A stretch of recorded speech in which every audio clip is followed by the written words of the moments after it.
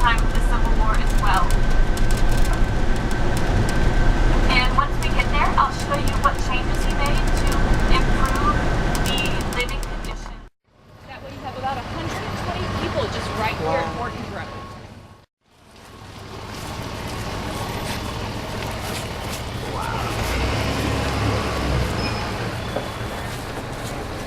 So Stagville, like many plantations, worked as a small community. They got everything that they could from the plantation and from the enslaved people who worked here, as opposed to hiring someone from the outside. Peggy was their weaver, Ben was the cobbler making their shoes. They had someone to do almost everything. And one of those jobs was making bricks right here on the plantation. They would pull the clay soil out of the ground, put it in molds to dry out in the sun, and then put it into a kiln to finish it off. Now, because of the demand for bricks, sometimes they pulled it out of the molds before they were completely done. And they've left behind fingerprints that we can still see today. You have a thumbprint there, and you have 4 fingerprints. You can tell where somebody tried to lift it up right there. All right, if you want to follow me, here there is a little step down.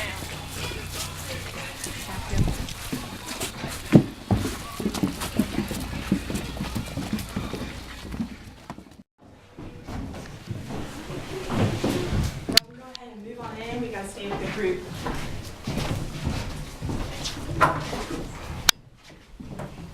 Alright, and this is how a typical family would live at the time. Mom and Dad would sleep on the bed over there, and children would sleep on the floor, on pallets, head to foot, so if you roll over in the night, you had your brother's feet in your face, which we all love. The work week here was every day except Sunday from sunup to sundown, doing whatever job it was that they did on the plantation. Children started working at the age of 8 years old, doing whatever it was that their parents did. So how old are you guys? 7. So you would have started working just next year from sunup to sundown, 6 days a week. Wow, can you imagine that? Just to give you an idea. Well, Sunday was their day off, but it wasn't really a day off. They spent it, for the most part, getting more food for their families. The weekly rations for families usually consisted of some cornmeal or flours, some molasses, and sometimes some salted pork. So no matter how much you have of that, it's not going to be a lot of food. It's not going to be a very good diet.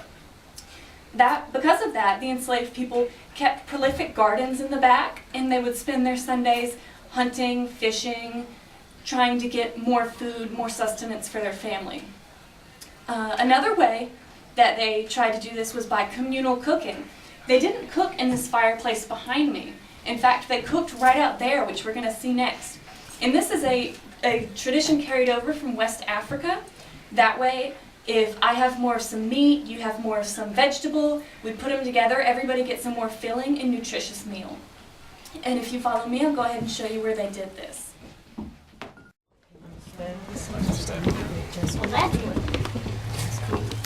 Thanks, man. Sorry to see you out here in the dark. Thank you, bro. I appreciate it. No problem. This is awesome. Yeah, we'll not have to be in front of the TV. Wouldn't be too bad right now, though. I don't know, it may be too hot. Alright, and this is where they would do their communal cooking at night. Now, nighttime wasn't just a time to cook, it was time that they spent with their families. They would play games, sing songs, tell stories, and dance. Enslaved music became incredibly important, not only to the enslaved people, but to American culture in general. A lot of the music that we have today has been brought down from both slave songs and other African American traditions, and you can hear some of it playing in the distance now. Alright, and for the next part of the tour, we're actually going to be walking to the Great Barn. The enslaved people who lived here would have had to walk this distance and far more every single day. So just make sure to watch your step. We're going to go to the end of the driveway and turn left. It's a fairly short walk, but it is on a gravel road.